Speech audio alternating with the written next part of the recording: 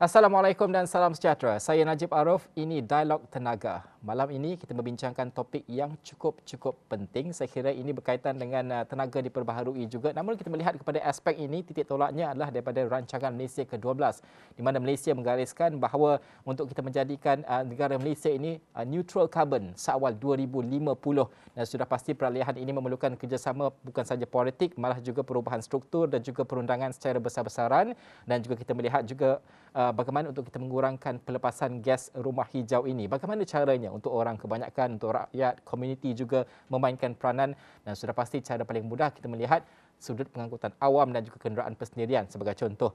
Dan kita sekarang ini sudah pun mendengar idea-idea tentang bas elektrik dan sebagainya mahu diperkenalkan. Saya tidak mahu bercakap panjang tentang topik ini kerana saya membawakan individu-individu yang cukup pakar dan arif tentang topik ini. Saya nak perkenalkan terus saja tetamu kita pada malam ini. Saya nak bersama dengan pertama sekali Presiden Kelab Pemilik Kenderaan Elektrik Malaysia, MyEvoque, Datuk Syarul Halmi yang bersedia di hujung sana. Kita ada Ketua Komunikasi Korporat BMW Group Malaysia, Sashi Ambi, dan juga kita ada Pengarah Projek Pengurusan Program Kenderaan Elektrik TNB, Insinyur Junaizi Muhammad Nur yang bersedia pada ketika ini. Assalamualaikum, salam sejahtera. Terima kasih kerana bersama kami pada jam ini. Saya nak memula dengan yang lebih hujung dahulu, yang mempunyai kenderaan elektrik EV ini. Kalau boleh diceritakan mungkin bagaimana kelebihannya memiliki kenderaan elektrik? Kerana kalau kita melihat bahawa ini bukan sahaja soal kos, tapi juga mungkin kos jangka masa panjang, penjagaan alam sekitar dan sebagainya. Kelebihannya untuk orang yang memahami, kerana saya belum memiliki EV sebagai contoh. Mungkin boleh meyakinkan saya sendiri, Datuk. Okey, terima kasih Najib. Well, manfaat yang utama sekali yang saya rasa orang-orang banyak tak perasan adalah cara kaedah kita isi minyak EV ni. Kerana setakat ni kita guna kereta petrol, kena pergi stesen minyak, isi dan balik-balik, ataupun kita kena ada bajet lah 5-10 minit ada hala kerja dan sebagainya. Tapi dengan EV ni, kita balik rumah petang tu, kita cocok charger, tidur. Besok pagi bateri dah penuh. Dan jadi besok paginya kita nak guna kereta EV ni memang cukup untuk kegunaan seharian. Yang itu memang ramai orang anggap itu sebagai kesusahan, tapinya memang it's something wonderful. Lagi satu manfaat yang baik adalah dia punya, of course, environmental impact dia. Daripada tailpipe dia tak ada keluar debu-debu ataupun gas seperti carbon dioxide, sulfur monoxide dan sebagainya. Jadi kita punya persekitaran adalah lebih bersih. Okey, itu kelebihannya lah. Kalau itu secara, saya rasa ada banyak lagi kelebihannya, cuma itu antara apa kelebihannya yang kita daripada sudut sudut pengguna, betul. Encik Jun sendiri, kalau kita melihat kepada petrol station ni banyaklah kat Malaysia dan sebagainya. Betul. Tapi untuk stesen mengecas kenderaan elektrik EV ini persoalanlah chicken and egg orang kata. Mana patut datang dulu, infrastruktur ke ataupun sebenarnya kenderaan EV itu sendiri. Namun pada ketika ini mungkin stesen untuk mengecas itu tak banyak lagi orang lihat dan sebagainya. Jadi orang mungkin ragu-ragu untuk pilih EV, takutlah tak dapat cas dan sebagainya. Di mana tahap kita pada ketika ini? Okey, terima kasih. Sebenarnya stesen pengecas elektrik tak banyak. In fact tak ada pun sekarang ni. Tetapi yang sebenarnya sepatutnya kita charge di rumah, macam Datuk Syarul cakap tadi. Sebenarnya sepatutnya kita charge di rumah sebab ianya lebih mudah, lebih murah lagi pun compared to charge di stesen-stesen awam. Tetapi usaha sedang dijalankan sekarang ni untuk menambah bilangan stesen-stesen pengecas awam, yang mana kita akan letakkan dianya di lokasi-lokasi yang strategik, seperti di lebuh raya, seperti di tempat-tempat shopping kompleks dan sebagainya, yang mana pemandu-pemandu kenderaan elektrik boleh pergi dan travel dalam satu masa lah. So jadi kita galakkan pengguna-pengguna kereta elektrik untuk mengecas kereta-kereta mereka di rumah. Ya. Ya, itu antara apa yang kita galakkanlah, cas di rumah. Nanti saya akan tanya macam mana nak cas di rumah ni, kerana ada orang yang cakap tentang mahal ke tidak bil, susah ke tidak nak cas dan sebagainya. Tapi Encik Sashi terlebih dahulu, perbezaannya tadi kita dengar penerangan Datuk Syarul tadi macam seronok kita dengan EV, tapi adakah ada perbezaan sebenarnya dari sudut seorang pengeluar kenderaan sendiri untuk BMW sendiri? Apa perbezaan model-model EV ini untuk orang memahami? Kalau orang yang baru nak berjinak membeli, apa modelnya, dan juga orang yang dah lama menggunakan, family dan sebagainya, adakah ada perbezaan jenis dan kenderaan tersebut? Secara umum ada 3 jenis kenderaan elektrik. That's the EV, kereta electric battery, completely from electric driving. Tiada pembakaran bahan api berlaku untuk menggerakkan kenderaan tersebut. Dan teknologi dia adalah dari electric motor dan battery technology. So that combination, that harmonization berlaku to move the car forward. Then there is plug-in hybrid, PHEV. Plug-in hybrid ni kereta memang ada combustion engine, dan ada battery dalam kereta tu, dan teknologi moves together. So while you need to charge the car, you also don't need to completely drive the car charged. So the car has an engine that can drive the car forward. And then of course there's the traditional hybrid vehicle, electric hybrid, mana the combustion engine and the batteries are working combined, so in combination. So the engine charges the battery, but you can only drive. You hanya boleh memandu dalam full electric mode for a very short while. So in Malaysia, di Malaysia BMW i3S dan Mini Electric adalah contoh BEV or electric EVs yang kami sudah reintroduced since 2015.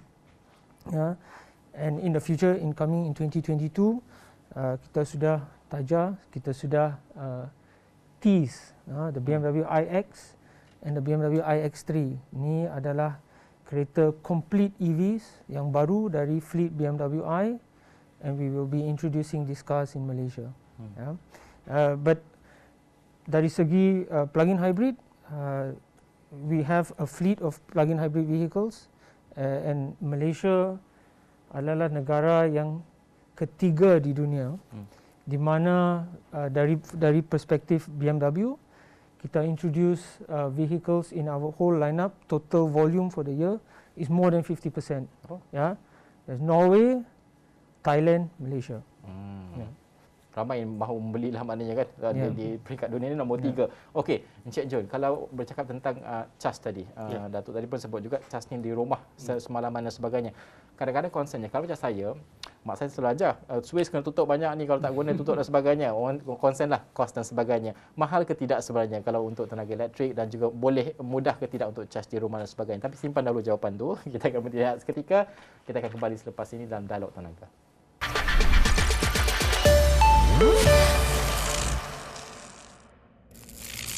Anda masih lagi menonton Dialog Tenaga bersama saya Najib Arif. Kita masih lagi berbincangkan tentang kenderaan elektrik, dan juga topik ini lebih meluaslah gambarannya. Tapi bersama dengan tetamu kita pada jam ini, saya nak kembali bersama dengan Encik John. Tadi kita kata boleh cas di rumah. Mudah ataupun tidak, hanya perlu plug saja ataupun kena pasang sistem. Dan yang paling penting ni, murah ke tidak? Kerana ramai orang memfikirkan bahawa kalau cas malaman mungkin kos tinggi dan sebagainya berbanding dengan menggunakan petrol. Mungkin kalau boleh dijawab soalan itu. Sebenarnya untuk mengecas kereta elektrik ni ada 3 level. Level 1 untuk single phase ataupun satu fasa yang kita boleh cucuk dekat kita punya rumah punya 3-pin plug sahaja. That is level 1. Tapi the speed is slow lah. Speed untuk mengecasnya adalah lebih lama. And then ada level 2 which is for 3 phase punya perpasangan 3 phase lah atau 3 fasa. Yang then kita boleh charge dari segi tenaganya kepada 22 kilowatt. Jadi lebih laju lah. Tapi yang paling laju sekali ialah DC charging, iaitu yang terdapat di pengecas-pengecas di tempat-tempat awam, contohnya di lebuh raya dan juga jalan-jalan utama lah, jalan utama. So level 3 is the DC punya charger. Itu dari segi level-level lah. Tapi di rumah sebenarnya kita tak perlu risau sebab sebenarnya cukup untuk kita charge rumah menggunakan 3-pin plug sahaja.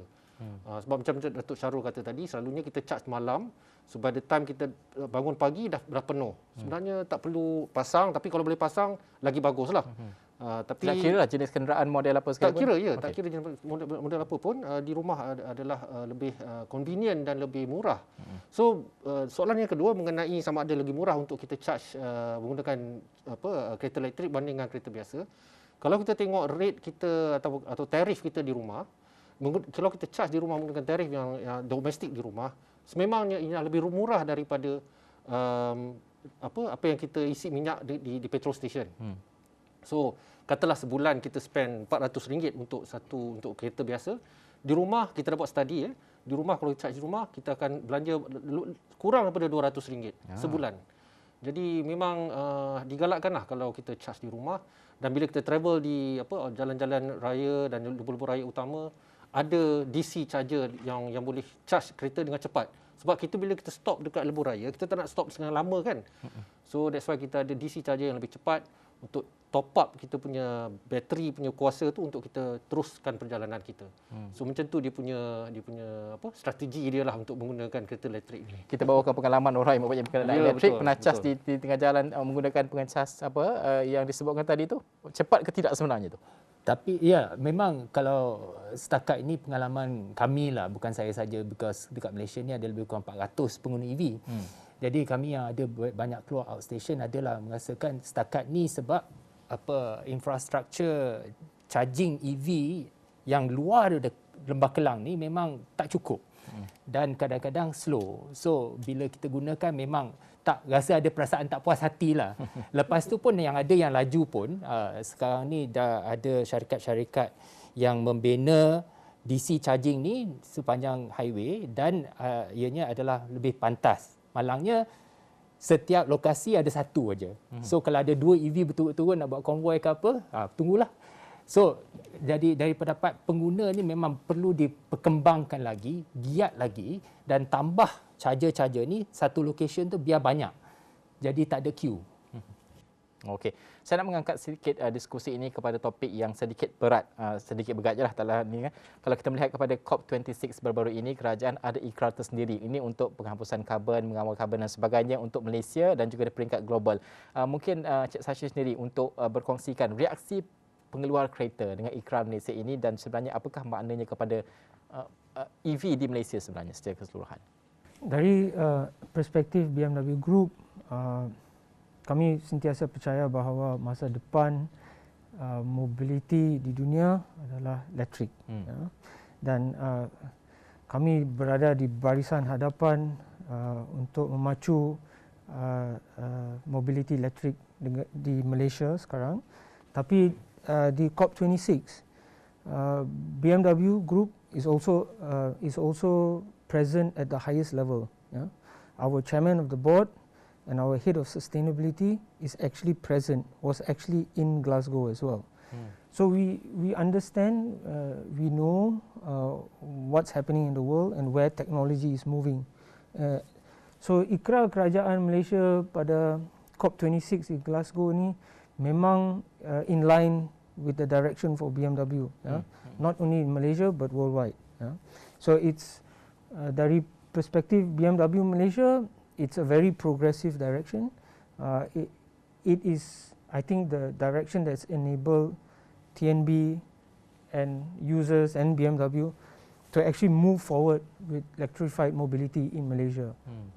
So the tax structure, the encouragement for people to drive electric vehicles in the future, and all the tax incentives actually comes from this discussion from COP26. So we welcome it very much. Yeah. Okey, selari lah ya, dan juga senada lah di peringkat global itu untuk BMW dan juga ikrar Malaysia itu sendiri. Bagi TNB sendiri, bagaimana menerima dan juga melihat ikrar Malaysia ini di COP26 sendiri? So sememangnya TNB menyokong penuh sasaran negara untuk mencapai neutral carbon menjelang 2050. Dan kami juga berpendapat syarikat-syarikat besar terutamanya GLC patut menggabling tenaga bersama-sama lah dengan kerajaan untuk mencapai sasaran ini. Tapi kita juga committed dengan sasaran ini di mana kita telah ada satu strategi untuk mencapai pelepasan sifar karbon menjelang 2050. Antara usaha kami selain dari menamatkan penjanaan jana elektrik dan kuasa elektrik daripada tenaga arang batu, kita juga akan menukar kenderaan syarikat kita secara beransur-ansur kepada kenderaan elektrik. So contohnya by 2030 we hope to convert our cars, 30% of our cars to electric vehicle. Okay.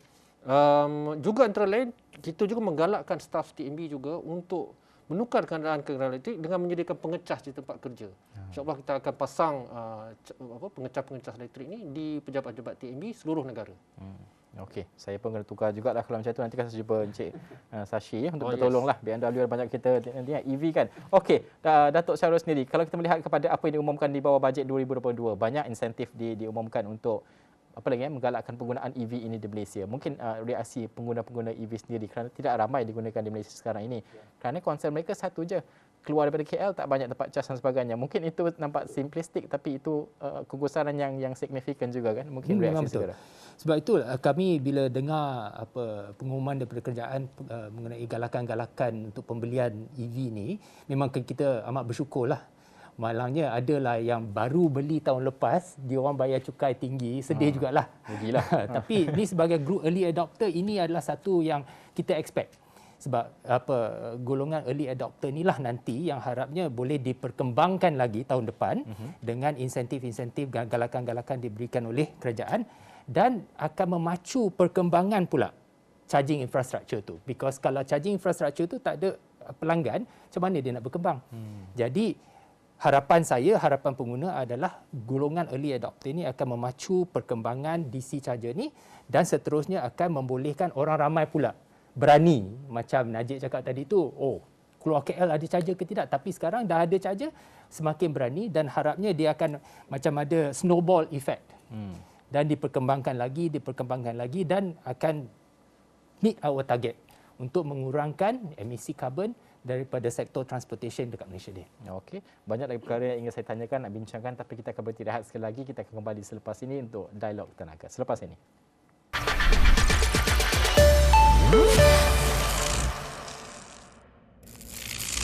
Dialog Tenaga kembali bersama saya Najib Arif. Kita masih lagi bersama dengan tiga tetamu kita yang cukup hebat dalam soal kenderaan EV ini di Malaysia ini. Bagaimana untuk kita melihat perkembangannya, dan ini bukan sahaja tentang EV ini tapi konsep yang lebih besar lagi tentang pelepasan karbon dan sebagainya. Okey, Encik Jun, tadi kita dah bertanyakan kepada Datuk Syarul sendiri bagaimana untuk kita memastikan bahawa stesen pengecas dan sebagainya untuk kita menggalakkan lagi lah lebih ramai. Apa halangannya kepada untuk kita mengembangkan lebih banyak lagi EV di Malaysia ini?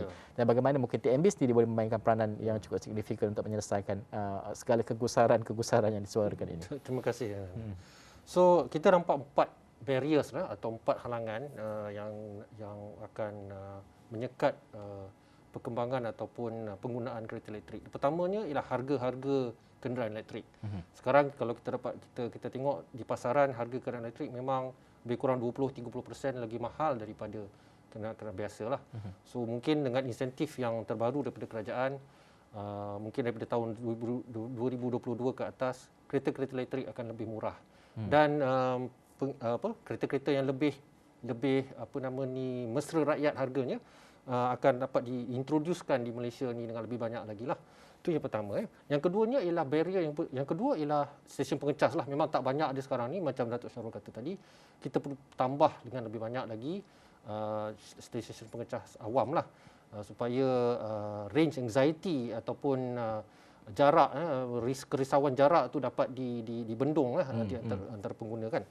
Yang ketiganya adalah polisi-polisi yang lebih mesra electric vehicle, mesra EV, perlu ditambahkan lagi. Kita berterima kasih kepada kerajaan kerana telah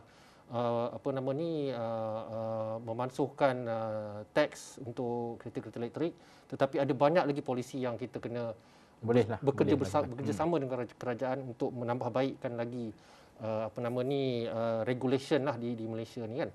Dan yang keempatnya adalah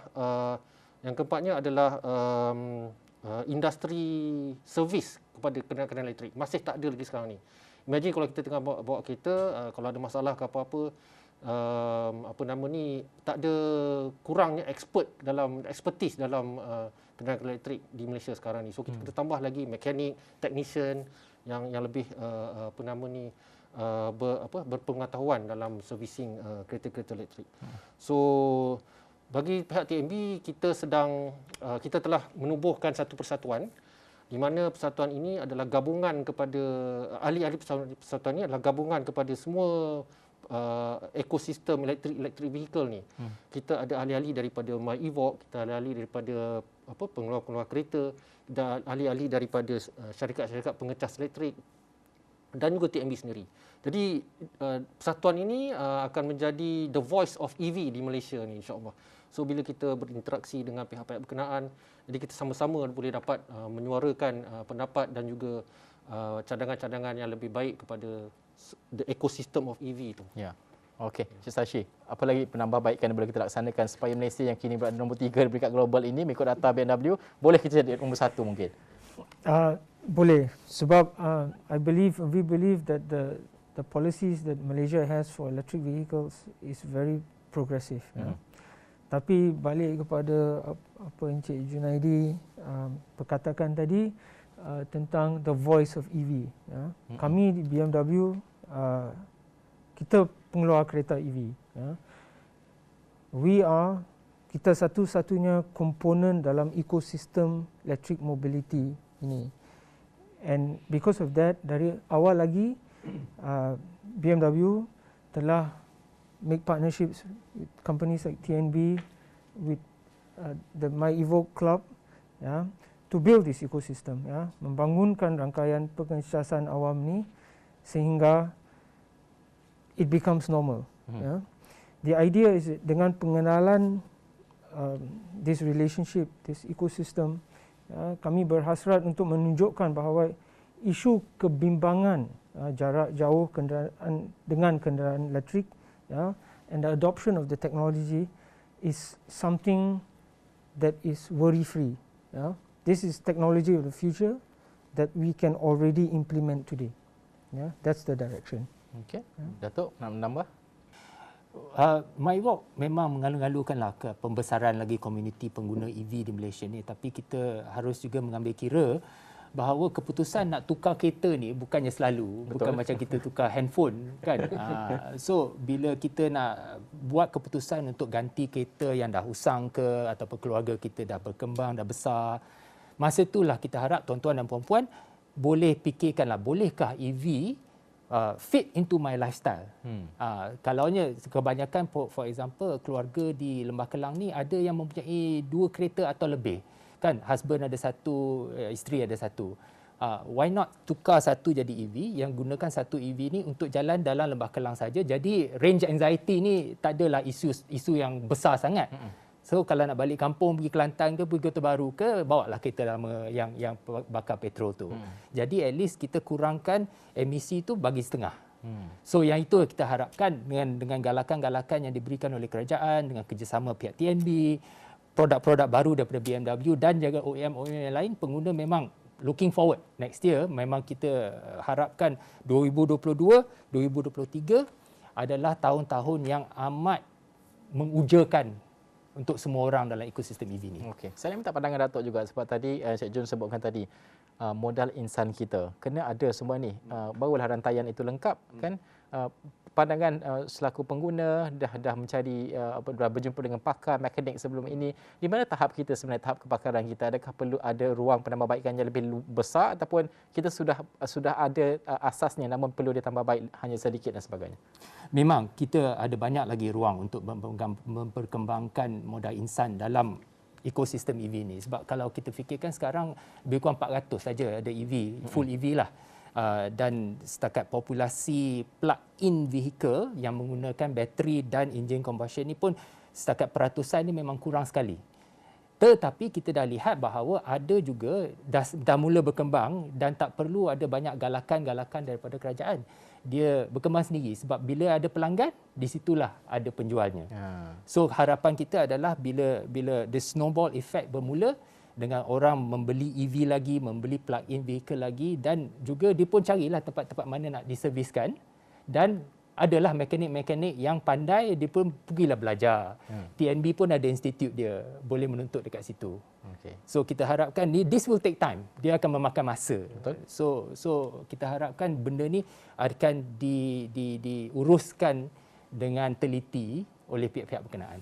Okey, terima kasih kerana membincangkan perkara tersebut dan juga menerangkan kepada saya, penonton Astro Awani, juga untuk memahami tentang EV ini amat penting, dan juga TNB sendiri. Lebih banyak lagi sesi pengecas lepas ni, insyaAllah. Ya, insyaAllah. Lebih banyak lagi lepas ni. Dan juga lebih banyak lagi orang ramai membeli kenderaan EV dan sebagainya. Boleh kontak Encik Sashi untuk mendapatkan BMW dan sebagainya yang mempunyai EV.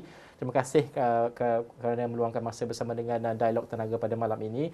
Presiden Kelab Pemilik Kenderaan Elektrik Malaysia, My Evoque, Datuk Syahrul Halmi dan juga Ketua Komunikasi Korporat BMW Group Malaysia Syahri Ambi. Kita juga bersama dengan Pengarah Projek Pengurusan Program Kenderaan Elektrik TNB Insinyur Junaizi Muhammad Nur.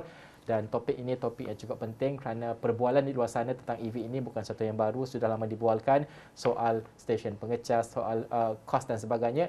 Malam ini terjawab juga banyak perkara yang kita tanyakan selama ini. Jadi bolehlah membuat keputusan dan sebagainya kerana pada akhirnya bukan saja soal kita tapi juga alam sekitar dan juga membantu negara untuk mencapai kemampanan tersebut dan juga kadar bebas karbon yang kita sasarkan sehingga 2050. Sekian saja Dialog Tenaga untuk malam ini.